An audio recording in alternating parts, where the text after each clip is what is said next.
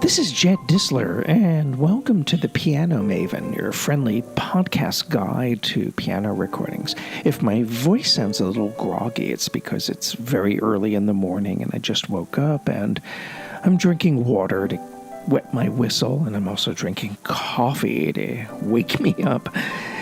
Do you hear that wind in the background? That's actually the wind blowing up against the windows in my music studio where I record this podcast and where I record my radio show Between the Keys.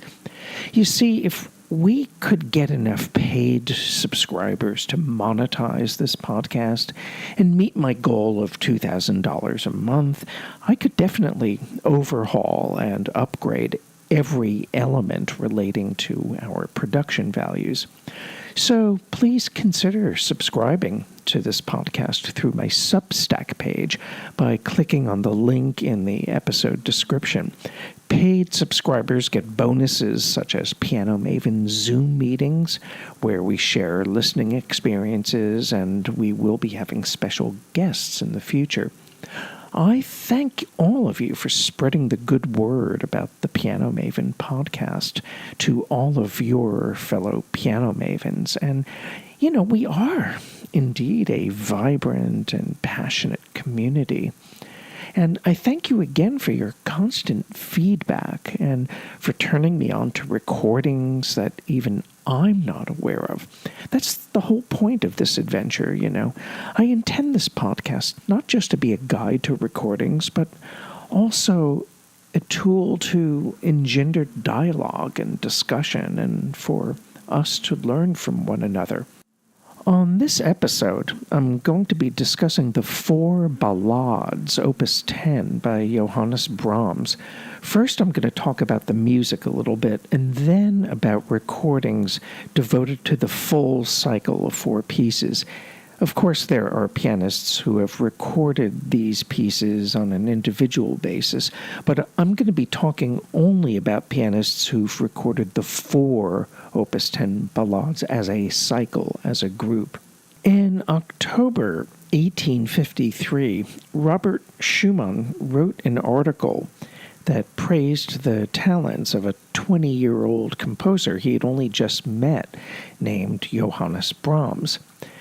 However, Brahms' developing friendship with his new mentor would take on a tragic and foreshortened turn when, in early 1854, Schumann's increasing mental illness led to his being institutionalized.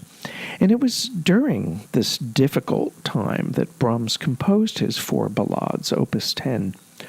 Ballade number 1 was described as Brahms as after the Scottish ballad Edward, which is to be found in Bishop Percy's Reliques, Reliqueus.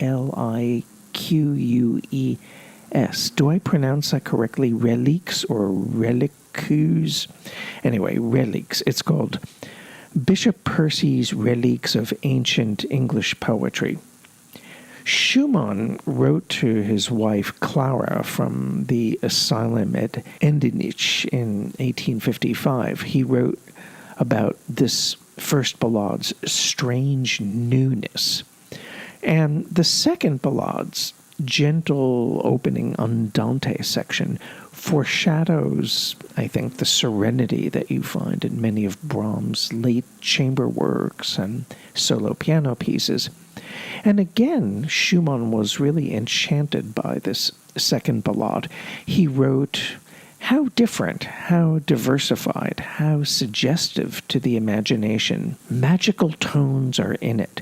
The bass F sharp at the end seems to lead into the third, meaning the third piece. And the third ballade takes wing from stabbing, syncopated left-hand chords that propel the right hand's main theme. And the cantabile chorale-like middle section in the piano's high register provides a momentary but welcome respite from the demonic surroundings of the first and last sections, while the fourth ballade is the least overtly dramatic of the group. Its meditative qualities reveal themselves through subtle contrapuntal elaboration, as well as a feeling of leisurely improvisation.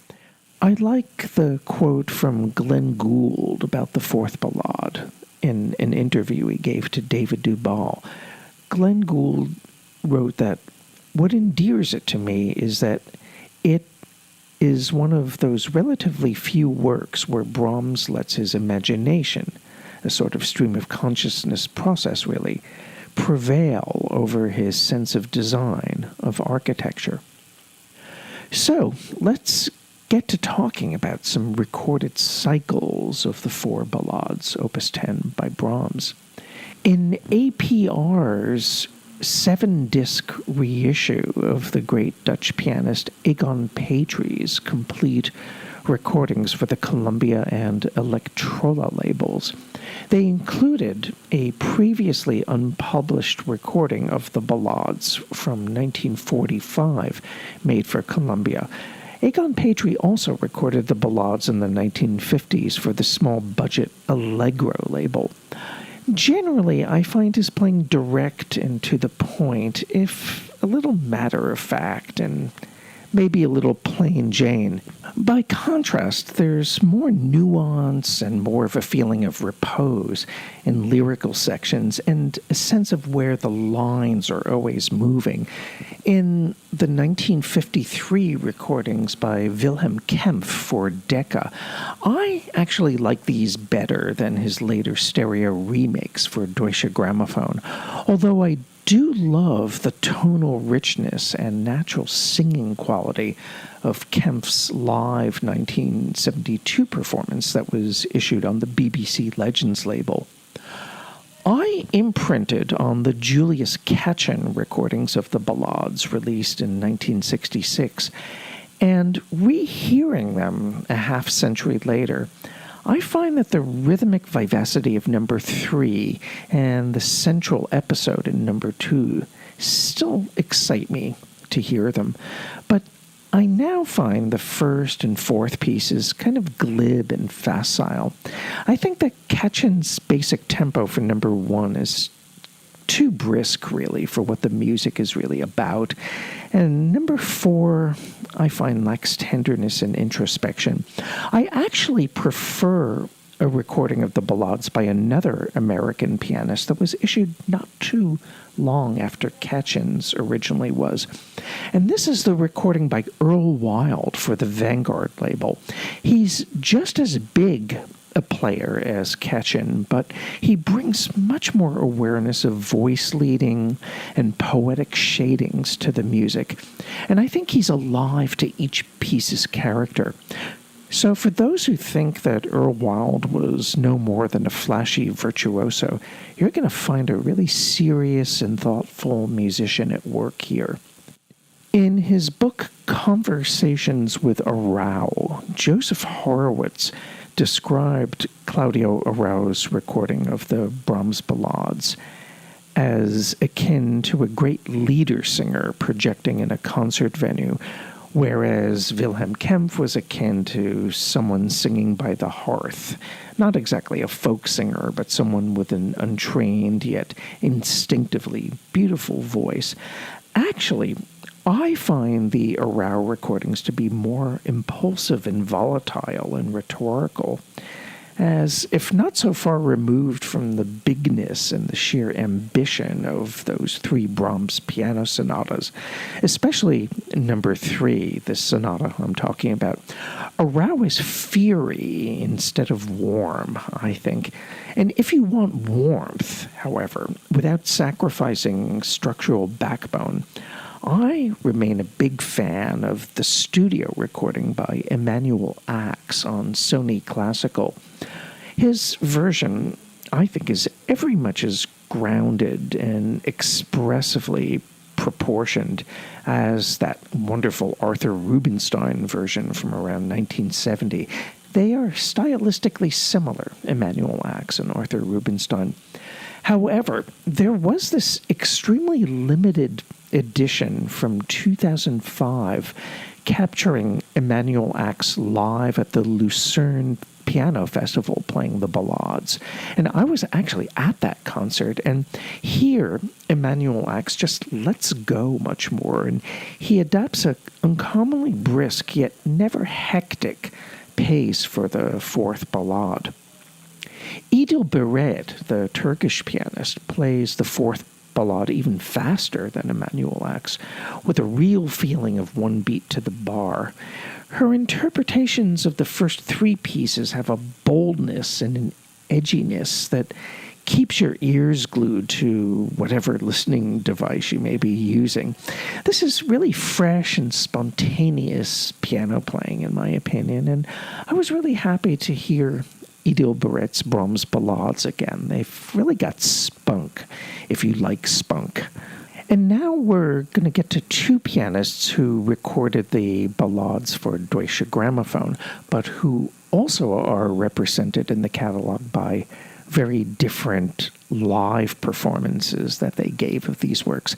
I've always thought Arturo Benedetti Michelangeli's recordings for Deutsche Grammophon, the studio recordings released in 1981, to be really meticulous and refined, even though they're a little contrived at times. But there's a much more flexible and fluid live performance with Michelangeli from Lugano, recorded May 11th, 1973. And it was issued on the Aura label on CD. I don't know where you can source this recording now. I remember I first heard it when it came out in a double LP set on the label that later came to be known as Music and Arts. And this double LP also had from Lugano the Brahms Paganini variations, which are wonderful, and the Bach Busoni Chaconne. And I think there was a 1968 performance of Ravel's Gaspard de la Nuit, but I had this double LP and I really loved it. And the other Deutsche Grammophon Brahms Ballades cycle comes from Emil Gilels. His interpretations fuse seriousness and smoothness, and the textural evenness and clear voicings suggest something of a modern building more than a rustic cabin, and the music seems to almost speak for itself without interpretive intervention. And I think these recordings have held up pretty well in the 5 decades since they were recorded in 1975. But there are several live versions of the Ballades with Gilels that, to my mind, are more emotionally three-dimensional, less detached. I'm thinking about the BBC recording issued on the ICA label that preserves a performance in Staffordshire from March 22nd, 1979. Also, the Salzburg Festival performance with Gilels from August 9th, 1976, that was issued by Orfeo. Those are good alternatives to the Deutsche Grammophon versions. Now, we should talk about Glenn Gould's 1982 recording of the Ballades. This disc came out after his death, and generally it got mixed reviews. I have always liked it, although there are idiosyncrasies of articulation that you would expect from Glenn Gould. But there are some remarkable details. For instance, in the first ballade, the Edward Ballade, in the central section where Glenn Gould is playing 3 against 2, a lot of pianists are very literal, where you have the ba-ba-ba-bum, ba-ba-bum, ba-ba-ba-bum, bum-bum-bum. Gould slightly elongates the first beat of the triplet, bum-bum-bum-bum, da-da-dum, bum-bum-bum-bum. He doesn't do it consistently, but his slight inflections of the rhythm generate a lot of tension and really build to a fantastic climax. And that's a performance that I find really remarkable. The others I like just as well, but it's that detail in the first ballade that always struck me. I'm going to jump ahead a few decades to the late and much admired pianist Lars Vogt. And he actually left 2 studio recordings of the Brahms Ballades. The first one came out in 2001 on EMI, which is now Warner Classics. And it originally was coupled with the Piano Sonata No. 3 of Brahms. And these are good performances in and of themselves. Yet his remake of the Ballades for the Ondine label, which was coupled with the Brahms First Concerto, was released in 2019. And I think that the remake of the Ballades improves on the EMI version in every way. For instance, his slightly faster and more fluid tempo for number 2 in the remake leaves much more of a unified impression. And by taking number 3 ever so slightly slower, he's able to articulate the little notes with more point and precision. You know, the dum ba da dum bum ba da dum bum ba da dum. They're lighter and cleaner, I think, or at least articulated in a clearer way in the remake. But the main difference is in the 4th ballade. The EMI performance is measured and sometimes emphatic to the point of heaviness, even being pretentious, I think, sometimes. But the remake is much quicker, it's much more supple, it's far more texturally transparent. So there was a real interpretive evolution that I hear, and I would recommend Lars Vogt's Ondine remake of the Ballades as a strong contender. And more recently on the Beast label, we have recordings from Jonathan Plowright and Alexandre Contreau. And I actually reviewed the Contreau disc for Gramophone, and I just looked up my review, and it's pretty specific in detail, so I'm going to quote it here, if you don't mind. I wrote that throughout this Brahms recital, talking about the Ballades, Alexandre Contreau throws down an epic gauntlet, casting his sights on dynamic and dramatic extremes. The pianist broods over the first Ballade's Andante and builds the central triplet section with such overwhelming ferocity that the music runs away from him. However, he is one of the few pianists to successfully articulate the staccatos as a true sottovoce upon the main theme's reiteration. When you hear these in the Glenn Gould recording, by the way, they just sound kind of pokey and exaggerated. So if you do a comparison, that would be kind of interesting for you. Let me get back to what I wrote about Contreau and Gramophone. Okay, here it is. I wrote that the Ballade number 2's distinctions between legato and detached phrases gain considerable intensity through Contreau's liberal yet clearly thought-out rubato. Contreau adopts a slower tempo for number 3's central F-sharp major episode, substituting desolation for delicacy. I find the pianist's orthodox gambit plausible, although others may not. Number 4's phrases seem to float independently of each other in an improvisatory state of mind, oblivious to bar lines. Imagine a similarly free-floating yet less hectic parallel to the partial recording of this piece featuring Brahms' associate Ilana Ibenschutz, and you'll understand what I mean. Okay, so that's my quote from my Gramophone review with Alexandre Contreau, and his interpretations, I think, are quite absorbing. I think that Jonathan Plowright's approach is relatively more conventional and contained and less iconoclastic compared to his label mate, but it's absolutely wonderful, solid, and stylish playing, and I would recommend him alongside Emanuel Ax and Arthur Rubinstein for this very straightforward yet warm and really beautiful, thought-out and heartfelt interpretation. So it's kind of hard for me to pick one out-and-out favorite among all of these recordings of the Brahms Ballades. But there is one particular edition that unfortunately is out of print that is one that I return to time and again. It features the Hungarian pianist Dezo Ranki. It was released on the Harmonia Mundi label several times.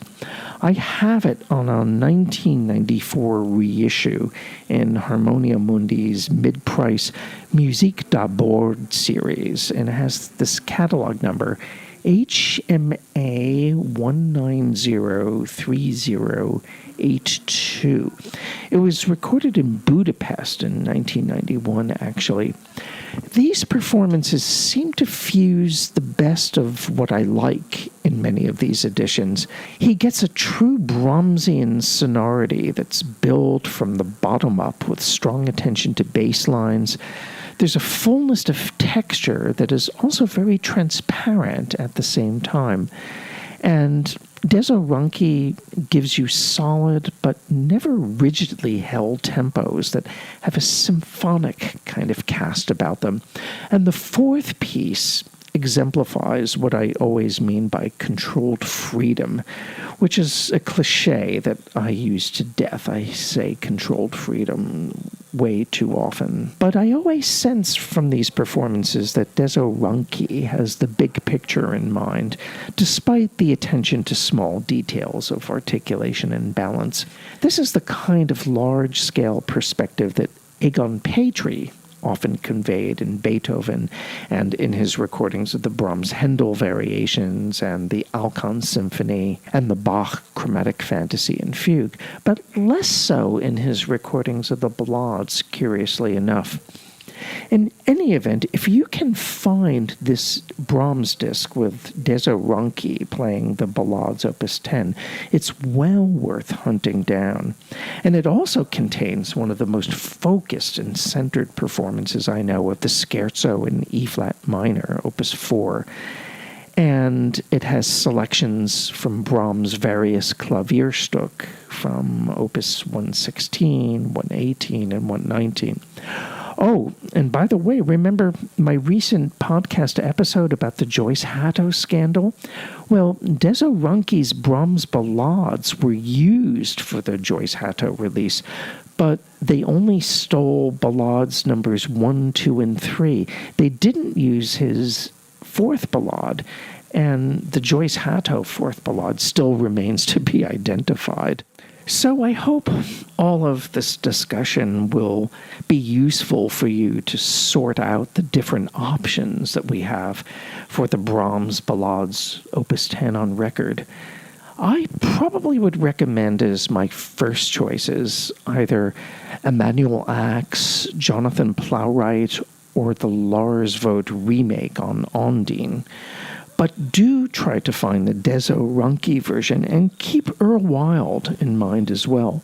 Now, if I was to do a Between the Keys episode where I picked 4 performances that I liked for each one of the ballades without repeating a pianist, perhaps I would pick Glenn Gould for number 1, Arturo Benedetti live in Lugano for number 2, Lars Vogt on Ondine for number 3, and Alexandra Contaro for number 4. This is Jed Disler, and you have been listening to The Piano Maven, your friendly podcast guide to piano recordings. Thank you so much for joining me, and I look forward to being with you for the next episode.